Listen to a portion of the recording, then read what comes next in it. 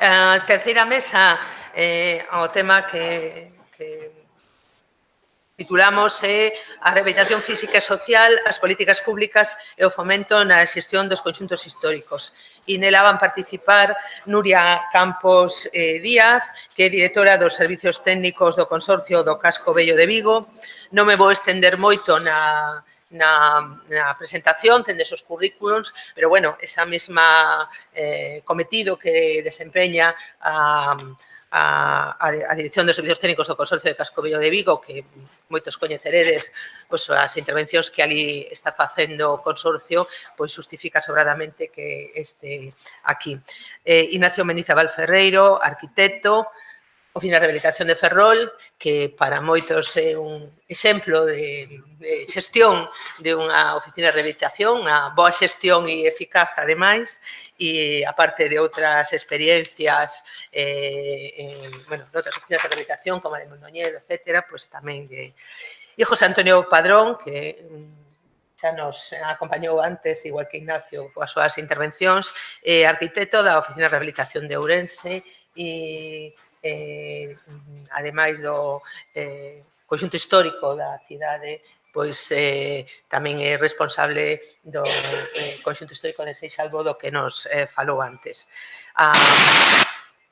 A mesa está planteada un pouco alrededor de dúas temáticas que se viron nos encontros que celebramos en Vigo, Ferrol e Ourense, Ribadavia. Pouco temos dúas estrategias de xestión, a da intervención pública que promove o Consorcio de Vigo. Certo é que nun ámbito moi degradado, que a parte, fundamentalmente a parte alta da cidade, un ámbito moi deteriorado que casi está en situación de reconstrucción, e, por outro lado, a rehabilitación privada xestionada desde a Oficina de Rehabilitación coas políticas de fomento da rehabilitación privada dos plans de vivenda estatais. E a primeira pregunta que planteamos é se contra esta distribución de funcións entre a intervención pública e a rehabilitación privada, se considerades que a intervención pública, como tamén nos propuxo Mónica na súa intervención, debería estenderse tamén a outras zonas, non únicamente desenvolver a súa actividade nestas áreas degradadas, e se debería haber un plan ou unha política de vivenda pública xeral nos conxuntos históricos, e sería eficaz ese tipo de políticas. Ignacio. Bien. Vamos a ver, desde la Oficina de Rehabilitación en Ferrol, realmente solo teníamos la posibilidad de utilizar financiación privada, lo que básicamente significa es que tienes que estar muy atado a la población. Es un trabajo muy cercano. Es un trabajo que parte de demostrar lo que significa la rehabilitación en una ciudad que en aquel momento sinceramente no rehabilitaba. Se estaba produciendo fenómenos de trasladar la gente al municipio de al lado, a Narón, porque eran edificios nuevos, baratos, con garaje y ascensor. Con eso es con lo que nosotros teníamos que arrancar e intentar conseguir, entrar a recuperar inicialmente dos barrios, como son a Magdalena y Ferrol Vello. A Magdalena, un barrio céntrico que siempre ha sido el espacio de prestigio, a diferencia de los cascos históricos de las otras ciudades gallegas, realmente nunca murió.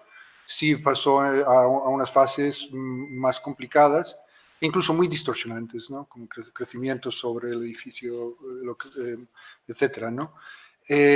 Con lo cual había que entrar en este proceso y inicialmente era echártelo encima y desde la propia oficina empezar a proyectar. Se habló con constructores. Inicialmente incluso los constructores no querían entrar en este proceso.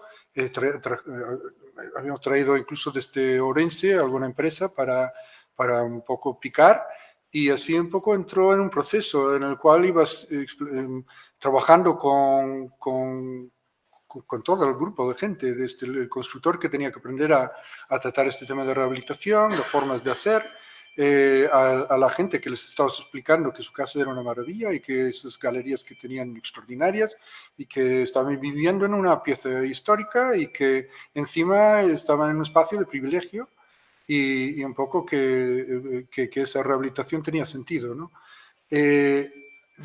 Por último, empezaban a haber arquitectos y otros técnicos que empezaban a entrar en esta fórmula, en esta forma de rehabilitar, con lo cual la oficina tenía que ser un apoyo a todo este procedimiento y tal. Esto realmente es el mismo proceso que hemos seguido, por supuesto, a Santiago, a Allariz. Es la forma que todos sabemos, con una única diferencia, que nosotros no teníamos dinero aparte de lo que había en subvención, pero lo que también nos dimos cuenta es que no hacía falta mucho dinero para implicar a la gente. Era mucho más ese esfuerzo de resolverles las historias que lo que acababas por dar. Bien, este proceso inicialmente además tarda mucho, que estás haciendo exclusivamente desde la oficina, el 85% de los proyectos, montando estos equipos, etcétera, lo demás. Entonces, el conseguir que la ciudad se implique en ello, pues significa realmente que acaban entendiéndolo. En Ferrol-Bello, este proceso se hizo de la misma forma, con un momento muy interesante en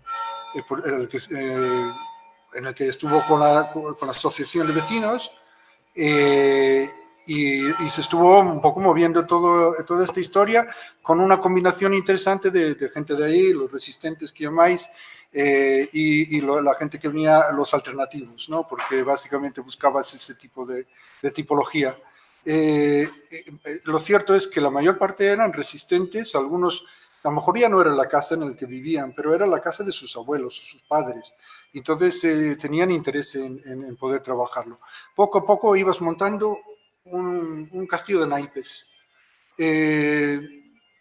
Claro, lo que pasó en Ferrol-Bello es que tocó la mala suerte de una iniciativa extraordinaria de reconocimiento del bien de interés cultural, con una mala interpretación de qué se podía o no hacer durante ese proceso y básicamente paró licencias durante 3 años, esto ya lo he explicado en otra ocasión, y lo que hizo básicamente combinado con la crisis, pues tiró los naipes para abajo. Aquí es en donde por primera vez se plantea por qué no nos apuntamos al Resurbe y a ver si así empieza puntualmente a poder meter intervenciones que haga de nuevo atractivo el barrio para que, de nuevo, lo que nos interesa es tanto que los que viven ahí como los que vengan a vivir, que realmente sea su vivienda y su vivienda habitual. Por eso nos parece que de alguna forma la participación pública tiene que ser muy puntual y muy esparcido, ya que generalmente tienen unas condiciones que difícilmente hacen ciudad. Difícil vas a conseguir hacer ciudad para gente joven que cuando alcanzan una edad ya no pueden estar allí, o gente mayor que simplemente acaban su vida. Eso son un poco lo que ha pasado, yo creo que en la tinería en Lugo, que es una experiencia muy bonita, pero inmensamente más cara, porque nosotros rehabilitamos con unos precios muchísimo más bajos y muy impuestos. Claro, yo creo que aquí uno de los temas interesantes de la ley de rehabilitación precisamente está en el planteamiento hacia las oficinas de rehabilitación y la posibilidad de incorporar estos programas a su estructura. Entonces, yo creo que ahí es un poco lo que ya estamos viendo cómo está empezando a influir. Solo el saber que se están comprando casas. Ya hay otra gente que está apuntándose a lo mismo.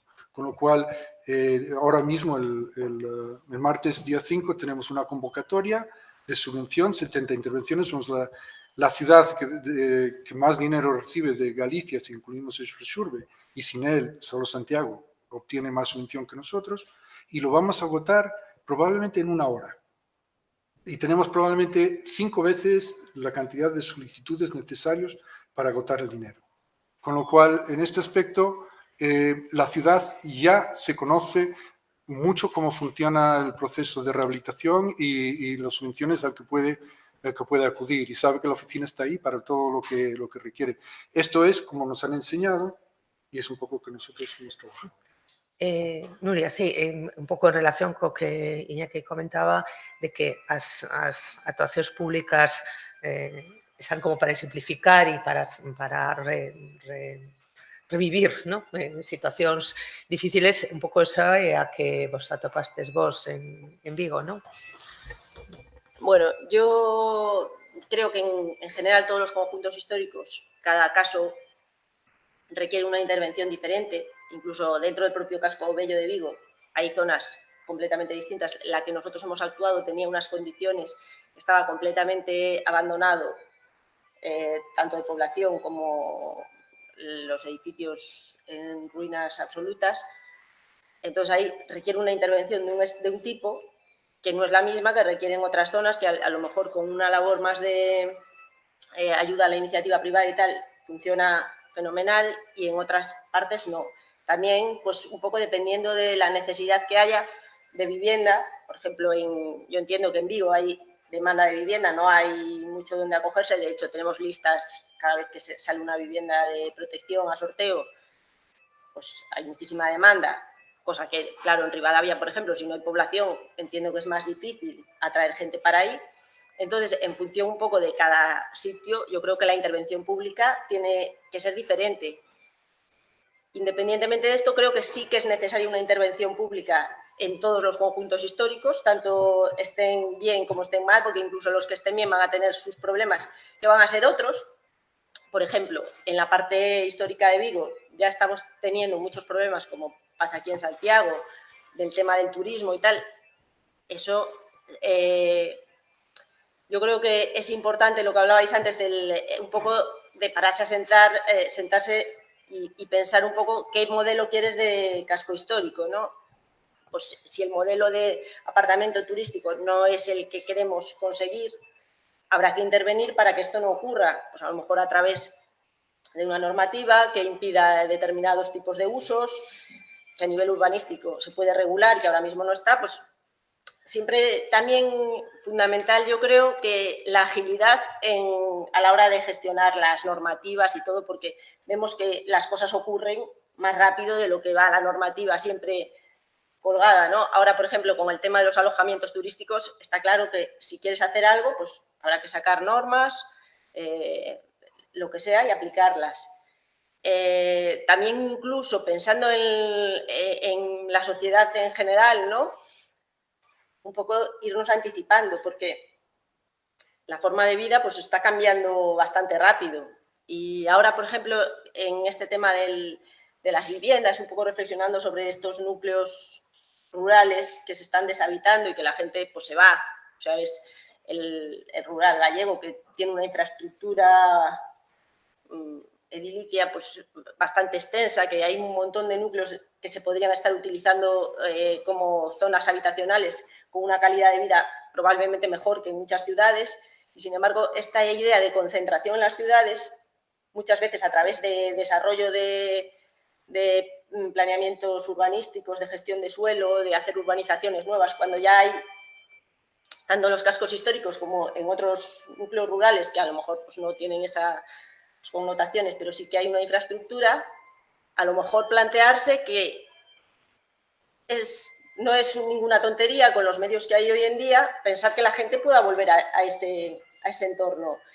Pues a lo mejor a través del trabajo, teletrabajo, pues a lo mejor la administración puede ser la primera en dar ejemplo y decir, venga, teletrabajo a los distintos tal.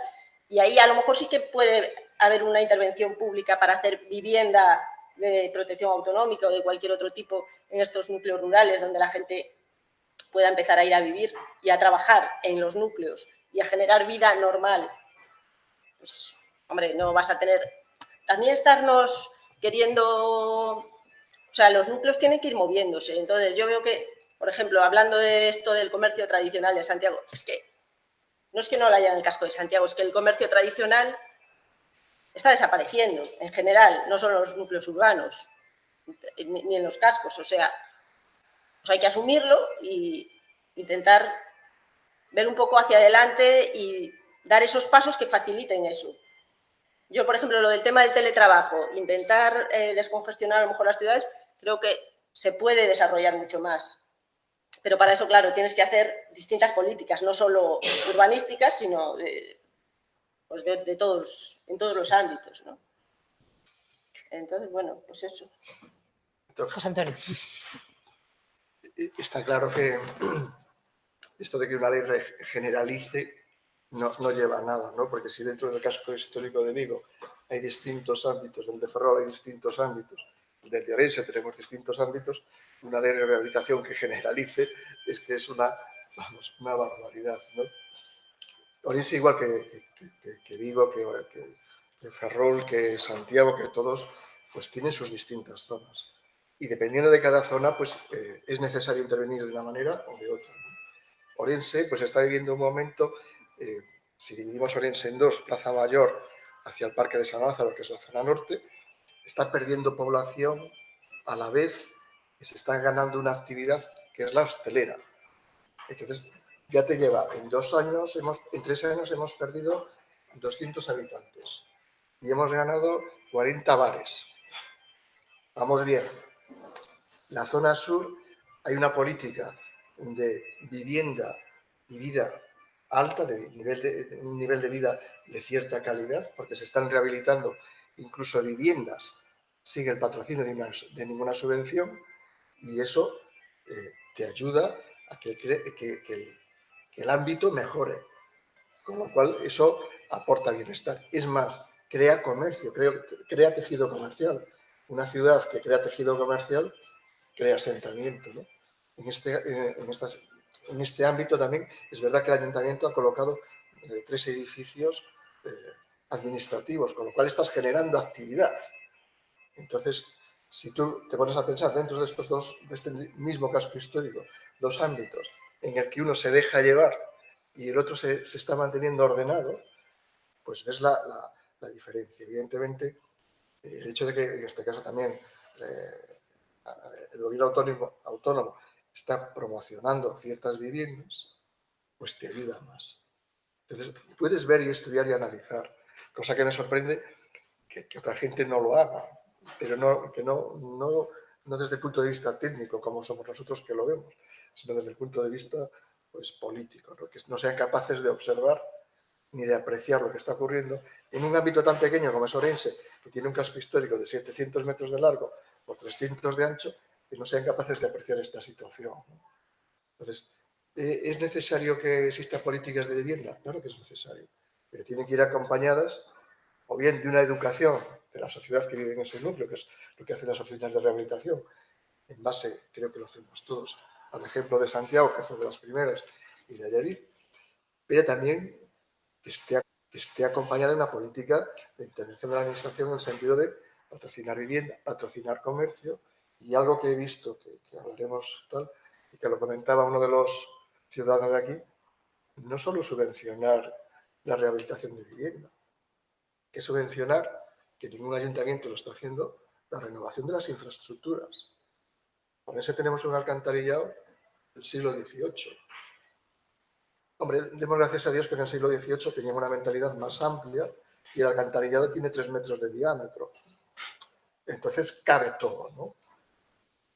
Pero llegará un momento que eso reviente. Entonces, esa es una ciudad como Orense, como Ferrol. Cambiar una infraestructura de ese tipo supone un gasto económico muy elevado.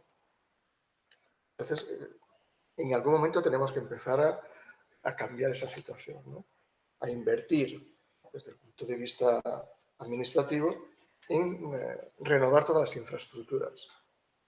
Comentaba con Alfonso con una ventana que me hace mucha gracia y viene también en relación al tema que comentaba el ciudadano. Queremos fibra óptica. Seixalbo es un pueblo muy distinto, ¿no? Siempre lo he dicho. ¿Todo Orense está urbanizado? No, todo no. Queda Seixalbo. Entonces, llevan 3 años peleándose, pero a machete, con Telefónica para que les coloque la fibra óptica. Lo han conseguido. Pero el hecho de colocar la fibra óptica no es que vaya un paisano y te taladre un agujero. es que han conseguido que esté subterránea y que le quiten el cable que antes. ¿Cómo lo ha conseguido? Pues se han sentado en la puerta del alcalde y poco más que no le dejan salir de la alcaldía. Es decir, es una presión social. Y eso solo se consigue, sobre todo con una multinacional como es Telefónica en este caso, con intención de la propia ciudadanía. No solo administración, sino también de la propia ciudadanía, que tiene que sentir como suyo algo que muchas veces no lo siente. Decía antes Raimúndez, que me parece muy bien, y perdona que sea tan sarcástico, en el hecho de que está bien que empecemos a educarnos, que lo que está ocurriendo con esta ley no nos preocuparía tanto, con la ley de rehabilitación, si hubiésemos empezado hace años a educar a la gente, completamente de acuerdo. Y yo creo que nos viene bien, porque nos damos cuenta de lo que no tenemos cuando lo perdemos. Entonces, a lo mejor esta ley nos hace perder todo lo que hemos conseguido en 30 años, y vendrá alguien y dirá, jolín, ¿te acuerdas cuando Cariña tenía estas viviendas de 25 metros cuadrados? ¿Cómo se podía vivir aquí? Esto solo ocurre aquí. Tú te vas a ciudades como Italia y tienen un respeto increíble por su patrimonio. Educación, estoy completamente de acuerdo. Pero también tienen que tener en consideración esa educación, lo explicaba en Orense, se basa en 3 aspectos que me enseñó en su momento Javier Ramos. Educar al pueblo, educar a los políticos y educar a los técnicos. Son las 3 bases fundamentales.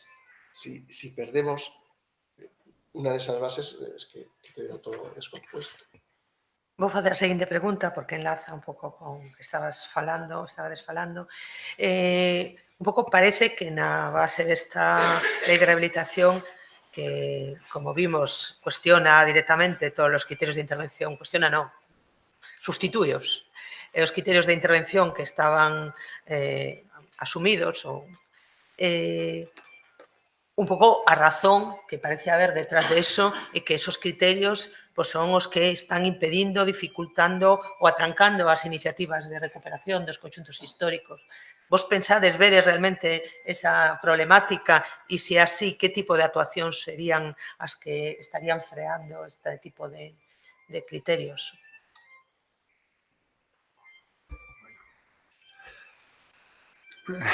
La verdad es que me alucina. Yo creo que para un arquitecto pon más condicionantes y conseguirás mejor obra.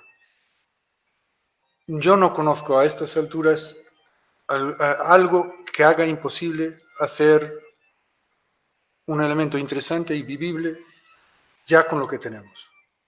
Es decir, veo muy difícil justificar unir 2 parcelas para que una vivienda tenga los tamaños que requiere. Porque puede ser, bueno, de hecho lo que suele ocurrir es, si estás uniendo 2 edificios, concho, pues no los unas y haces una vivienda unifamiliar y trabajas espacios a doble alturas, etcétera, que ya es tu edificio y puedes conseguir un montón de cosas.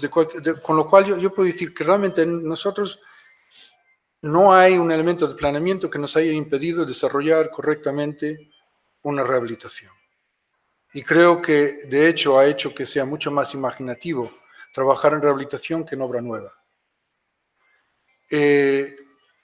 Las reglas con las cuales nosotros, yo creo que básicamente en los años 90 en Galicia se empezó a formar un planteamiento que unía a los que se estaban haciendo planes especiales con el restauro, que también estaba empezando a restaurar con cierto criterio monumentos, con las oficinas de rehabilitación que estaban empezando a entrar también en materia, y se empezó a establecer realmente una forma de hacer, un pensamiento, y con varias ideas que eran muy claros, ¿no? Como la reversibilidad de las intervenciones, el respeto hacia lo que ya había. ¿Por qué rehabilitas? Porque tendrá interés, si no, no tiene sentido rehabilitar. Y además, como en aquella época, eso yo creo que viene de una reflexión de nuestra capacidad destructiva que jamás hemos tenido hasta estas fechas, en el cual ya una medianera no supone un problema para quitarlo. Por tanto, ¿por qué vamos a respetarlo, ¿no? Entonces yo creo que eso ha sido un poco los inicios de todo un proceso al que hemos llevado hasta hoy en día. Ideas que fueron apoyados por planes de vivienda, en el cual planteaban que no se vaciaba, que no sea, que se respetaban los volúmenes o que las escaleras. Lo apoyaba, por supuesto, el IBUS en sus planteamientos, y de alguna forma todos conocíamos bien las reglas. Por ejemplo, en Ferrol no tuvimos plan aprobado hasta 2007. Sin embargo, ya estábamos desde el principio en contacto con los redactores del plan, ajustábamos las intervenciones para que cumpliesen con ese nuevo planteamiento, pero porque todo era lógico, no tenía ni nada que distorsionarse. ¿Qué ocurre? Que de repente cambia el plan de vivienda y nos han quitado esa historia, porque no estaba pensado el plan anterior para rehabilitar, estaba para algo que era tirar un barrio y rehacerlo. Y aquí, gracias a que la Junta fue muy imaginativo y decidió, eso, ¿cómo no va a ser rehabilitación? Y consiguieron así que encajar los arrus en Aris, cosa que es casi incomprensible. Y ahora, claro, por tanto, ahora de repente ya no tenemos la protección que nos ofrecían los planes de vivienda, porque decían, tire lo que quieras. Están los planes especiales, que ahora sí que nos están definiendo claramente cuáles son los elementos a proteger y qué tiene interés, y dirá que incluso nosotros ya tenemos a gente que dice, mira, mi casa debía ser un nivel 1 de catalogación, porque es muy buena, es muy bonita, lo hizo tal arquitecto. Es decir, empieza a generar un cierto sentimiento en la gente. Esto, lo que me preocupa tremendamente es que con este artículo 5, el capítulo 5 del plan de vivienda, es que está echando esto totalmente para atrás, en el cual se plantea que un fachadismo es adecuado y correcto, y que se puede sustituir todo lo que hay dentro porque realmente no tiene ninguna importancia. Y con una cosa que además encima es muy sangrante, y es que no solo influye el daño sobre el edificio al que vacían, sino acaba de perjudicar los dos que tienen a sus lados, porque las cargas con las que trabajan unas estructuras de muros de mampostería con una estructura de vigas de madera son totalmente distintas a cuando se hace todo un tema de forjados de hormigón. Aunque lo montes con zapatas aparte, va a bajar el edificio que tienes al lado. Estás estropeando todo el patrimonio. Y yo creo que esto... yo realmente no lo entiendo por qué se ha planteado así en esta historia cuando estaba siendo tan bien asumido por la población.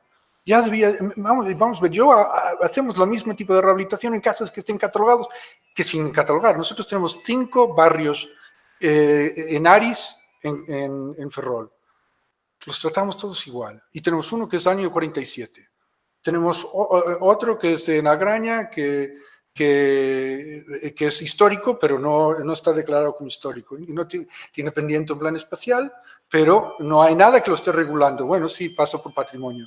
Un poco en este sentido es lo que yo creo que a mí me pone extraordinariamente nervioso con este nuevo tema del plan de vivienda y de rehabilitación, en el cual un poco estamos intentando ir contra ello. Voy a tirar un poco de sarcasmo, ¿no? Cierta retranca, ¿no? A mí me gustó ir a Almería a ver la ciudad del bueno, el feo y el malo, es todo fachada. O sea, si lo que pretendemos es hacer aquí un marketing para rodar una película de vaqueros, está genial. Es decir, eso está bien, ¿no? Más allá de este sarcasmo, resulta preocupante, porque si podemos ordenar algo, es como una figura de planeamiento o de desarrollo de planeamiento específico. Y eso solo se consigue con planes especiales. Es la única manera que tenemos. Entonces, cuando una ley se redacta diciendo que el plan especial no sirve para nada, también se está contradiciendo con la ley de patrimonio, que dice que tienes que redactar un plan especial para proteger ese patrimonio. Y también se está contradiciendo contra la propia ley del suelo, que te dice que la figura que ordena y clasifica y puntualiza todas las especificaciones para un ámbito determinado es un plan especial. Por lo tanto, esta ley, yo entiendo que es, desde mi punto de vista, sobre todo el capítulo 5, que son los artículos 40, 47 y tal, lo que hace es destrozar nuestro patrimonio. Y por lo tanto entiendo, desde mi punto de vista, que no solo contradice a la propia ley y a los propios convenios que hemos firmado con tal, sino que contradice a la propia, me atrevo a decir, hasta la propia Constitución, ¿no?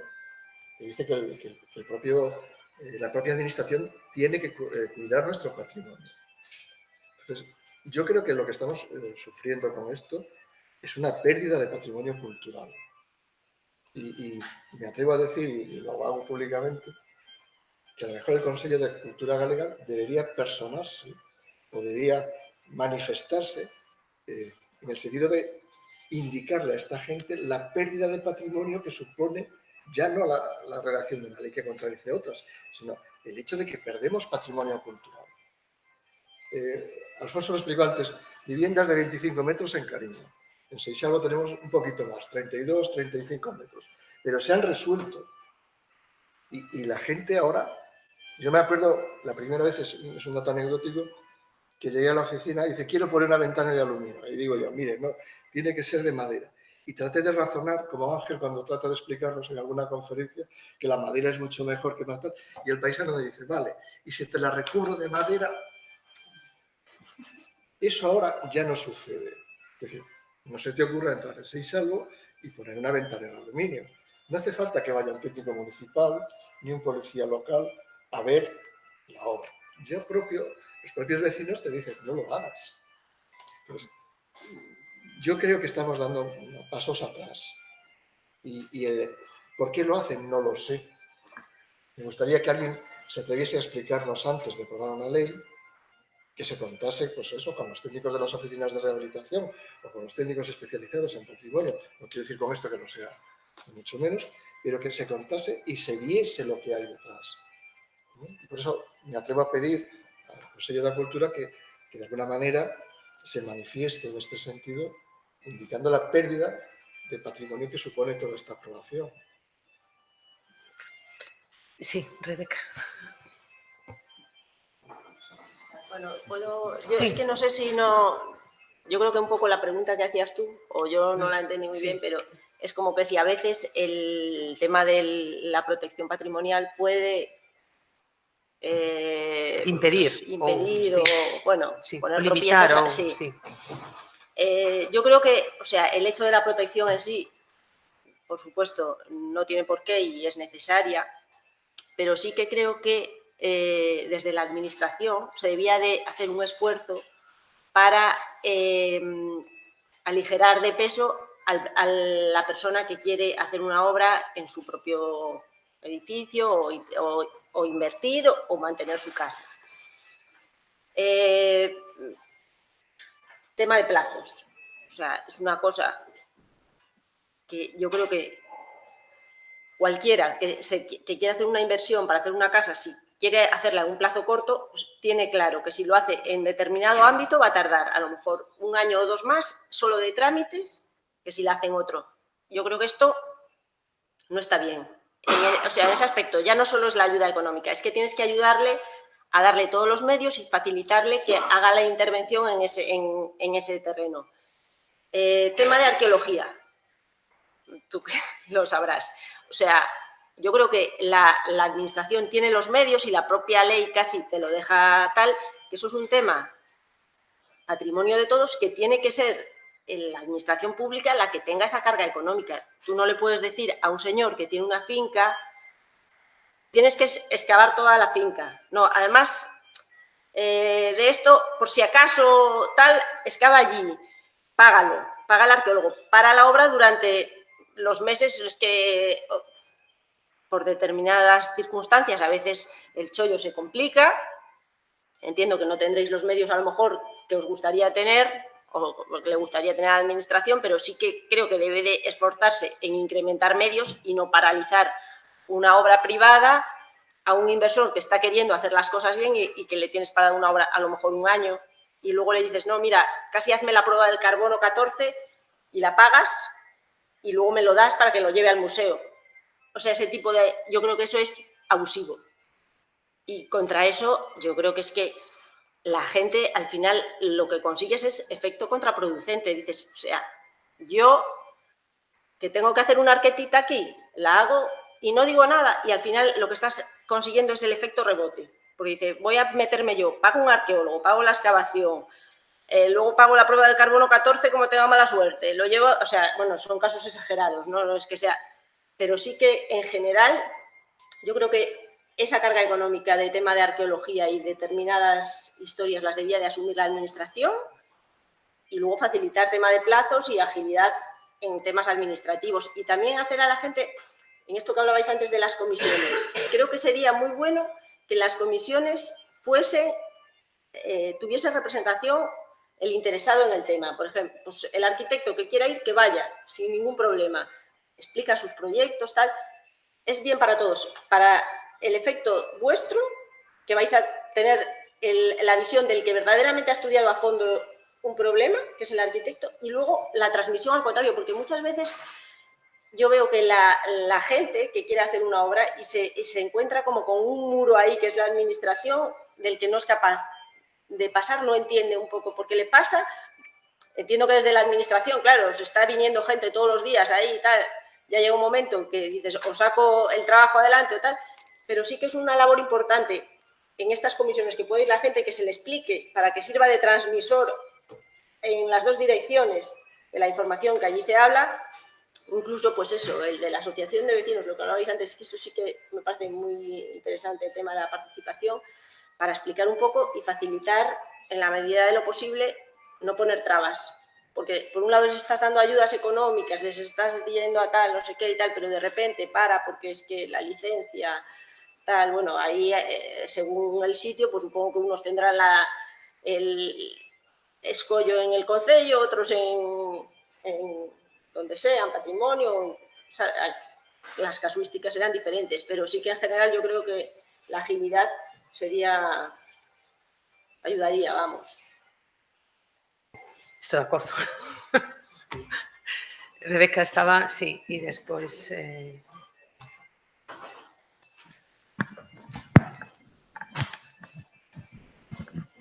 Eu quería seguir incidindo porque, bueno, que a min é un aspecto que me importa moito e ademais sí que creo que de algún xeito debemos incidir sobre o tema do baleirado dos edificios interiores, non? Claro, eu son arqueóloga, o sea, vos sodes arquitectos e traballades cos espazos, etc. E eu son arqueóloga, entonces o meu traballo consiste en, a través da materialidade, explicar como foron as sociedades do pasado. Si a actual lei de patrimonio permite nun ben patrimonial baleirar os interiores, o que está facendo é deixarnos sin traballo aos arqueólogos, pero eso non é o problema, que xa non é un problema de como vivimos, non? É un problema de como explicamos o noso pasado. Entón, se iso é así, esta lei vai en contra da Carta de Cracovia, en contra da nosa lei de patrimonio do ano 85, da do 95 galega e da 2016. Xa o comentamos no seu momento, a lei do 2016 creo que perdeu unha oportunidade excepcional para recoller precisamente do mesmo xeito que temos a obrigatoriedade de documentar un xacemento arqueolóxico cando pasa por aí unha carretera, etcétera, etcétera, e cando estamos traballando con edificios históricos que son a materialidade do noso pasado e non facemos un traballo de documentación exhaustivo e, ademais, non conservamos os seus valores, o que estamos facendo é destruindo o que somos como sociedade. Por lo tanto, non se pode permitir, o sea, que non hai volta de folla, non? Entonces, todo o que iniciamos ao principio, a pregunta inicial de como contribuímos aos procesos de patrimonialización, etcétera, etcétera, vale, se unha parte importante dos nosos valores, dos valores da cidade de Santiago, directamente os derrubamos, pois entón derrubamos a cidade, facemos, bueno, pois, lugares para facer películas ou para que pase a xente. Eu creo que unha pregunta que se pode facer é se esta lei se redacta a partir de un traballo de análise da problemática, da xestión dos conxuntos históricos, das políticas de rehabilitación. Realmente hai un coñecemento exhaustivo da situación, da problemática, porque, claro, o coñecemento que nos adquirimos a partir destos encontros e o que aquí se pon encima da mesa por as persoas que directamente están intervindo nesos procesos non concorda, ¿no?, cos problemas que parece querer estar resolvendo esa lei, ¿no? Yo creo que no está resolviendo, creo que está creando más problemas, o sea, pero bastantes más. Primero, porque jurídicamente crea una indefensión y una controversia entre distintas leyes, distintos regímenes legislativos que es tremenda, ¿no? ¿Qué significa grado estructural o asimilable? Dios. Deja que voy a consultar el diccionario de la Real Academia Gallega. No viene. ¿Qué es asimilable? Integral bajo, integral nivel 1, nivel 2. Y después los temas de habitabilidad que están perfectamente excepcionados y que le da precisamente la oportunidad de que los edificios mantengan sus valores. Y esos lo han entendido y no ha sido un problema. Hay siempre, bueno, la regla que yo creo que hemos trabajado todos desde oficinas es nunca empeorar una condición de habitabilidad. Siempre en lo posible mejorar. Regla muy sencilla, muy fácil de aplicar y funciona extraordinariamente bien. A lo mejor en una casa de un casco que no requiere tener un espacio tendedero de no sé cuántos metros porque no forma parte de esa vida, de esa historia. Entonces yo creo que ahí se están equivocando mucho y la pena es que por otro lado, el 85% o incluso el 90% de esa ley es extraordinariamente buena para lo que son oficinas, para plantear, para algo que a nosotros nos importaba mucho. Pasamos unos años pensando que se iba al garete todo. Y al fin ahora tenemos con una ley que puede dar un peso a todo este proceso de rehabilitación. Pero sin embargo, el problema que tiene... A lo mejor hemos sido capaces de que la gente entienda, incluso los constructores entiendan que esta es la forma de hacer y es mucho más rápido, más ágil, más barato, todo lo que quieras. Pero el problema es que cuando te venga un constructor de estos grandísimos, desmonte 3 o 4 casas para montar su película, te va a romper todos esos pensamientos y planteamientos que habías conseguido y que te habías ganado a la población casi de inmediato. Y ahí es en donde está el problema. Y bueno, un poco en ese sentido. Y en cuanto a la agilidad, yo creo que precisamente la virtud que tienen los planes especiales son las comisiones. Y las comisiones sí que tenían que tener esa capacidad de ágil. Y de hecho yo creo que lo tienen. Cierto es que dependen mucho también del planeamiento con el que trabajes. Hay planes especiales muy destructivos. Yo recuerdo que el de Pontevedra, por ejemplo, ya desde el principio vaciaba, no era parte de su consideración, ¿no?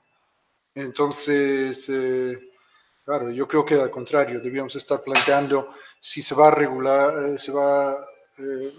regular el proceso de un plan especial, es para dotarlos de unos contenidos mínimos, exhaustivos e interesantes. Yo creo que las comisiones, evidentemente, pueden permitirte quitar vicios. Tiene una cosa extraordinaria y es que como tienes la cercanía con los arquitectos de la ciudad, la oficina nuestra ya un poco se ha apartado del aspecto de diseño y está en asesoramiento, sobre todo. Entonces, tú puedes ver una cosa que plantea la comisión con el arquitecto, ver el planteamiento, devolverlo y hacer una cosa muy ágil. Consigues que la gente que está trabajando en este ámbito conozcan las reglas y que los asuman. O plantean que hay algunos déficits. La entrada de ascensor, probablemente la cosa más complicada de hacer en un casco histórico. Y la imaginación que hay que hacer, sobre todo con protección de desarrollos de escalera y lo demás que te complican bastante la vida. Bueno, pues eso yo creo que da lugar a discusiones y eso es el lugar para hacer ese tipo de cosas porque es lo cercano. Patrimonio todos conocemos los retrasos que hay en patrimonio, la dificultad que debe de ser controlar toda una provincia desde una oficina debe de ser absolutamente de locos. Y entender lo que estás viendo ahí aún más. Y yo creo que la ventaja con un plan especial es que se personaliza y es cercano, como todo el proceso de rehabilitación, es cercano. Y está hecho en general por empresas constructoras pequeñas. Ahora empieza a haber empresas que hacen rehabilitación. Bueno, conocemos varias marcas, no voy a decir alguna. Esto preocupa hasta cierto punto a los que estamos aquí. Sí. Yo quería puntualizar Unha última intervención porque temos que... Sí. que... Solo una cuestión. En Orense tenemos los dos casos. La Comisión de Bienes Culturales hermética y cerrada del Plan Especial Viejo y la Comisión adaptada a la nueva Ley de Patrimonio. Que se nos impuso pues un arqueólogo, dos técnicos, tal. A la nuestra viene el arquitecto que redacta el proyecto cuando queremos cambiar alguna cosa y no hay ningún problema. Y viene el presidente o el vocal de la Asociación de Vecinos de ese Xalo. Es decir, nunca se nos ha planteado ningún problema. Es una comisión abierta totalmente y es muy ágil. Es decir, el hecho de que tengas un plan especial, vamos, y que no tenga que ir a patrimonio, pues te ahorras 3 o 4 meses de ir y venir. Pero arqueología va igual a patrimonio. Solo va a patrimonio, nosotros solo llevamos, porque lo manifestaron así, lo que es el Camino de Santiago, la traza del camino. Todos los demás edificios los informamos nosotros. Tenemos esa potestad. Y no hacemos barbaridades. Sí. Ben, temos que pechar porque si hai algunha intervención pendente, eu creo que ser unha cousa que quedou medianamente clara é que nin nos conxuntos históricos nin na rehabilitación sirven as receitas, non? Que o traballo ten que ser específico e meditado e sosegado, non? E, bueno, creo que faremos un documento a partir desta xornada e das outras que celebramos e farémolo público, supoño, na web. Bueno, moitas grazas aos asistentes, aos participantes e a todos vos por asistir.